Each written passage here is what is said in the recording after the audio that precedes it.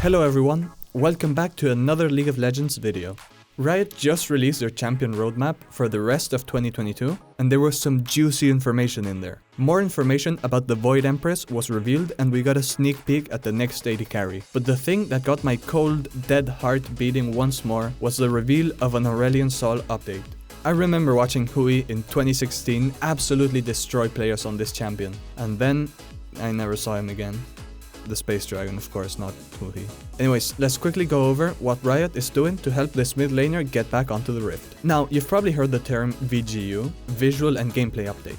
Riot has also done ASUs, which is an Art and Sustainability Update. Those weren't enough acronyms, so now they're releasing something called the CGU, a Comprehensive Gameplay Update. Now that's a mouthful, but what does it even mean? Well, let's quickly examine the test subject. Aurelion Sol looks good, right? He's a big fearsome dragon, and his look is actually liked by the community. His lore is pretty epic too, being a star-forging beast from space imprisoned by the Targonians. There isn't much to change there either, but the moment you're actually on the Rift and play him, it just feels wrong. None of the epic power from his looks or lore translate into his gameplay. So, Riot decided that instead of tweaking his abilities or switching stuff around like they did with Tahm Kench, they're just gonna take his kit and put it where it belongs. The Trash Can. A CGU will take the champion, keep the art and lore, but revamp their entire kit and gameplay.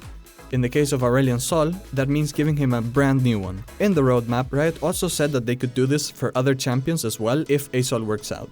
As of right now, we don't really have any details on the new Aurelion Sol, but let's just hope that he becomes an epic battle mage like he was always supposed to be.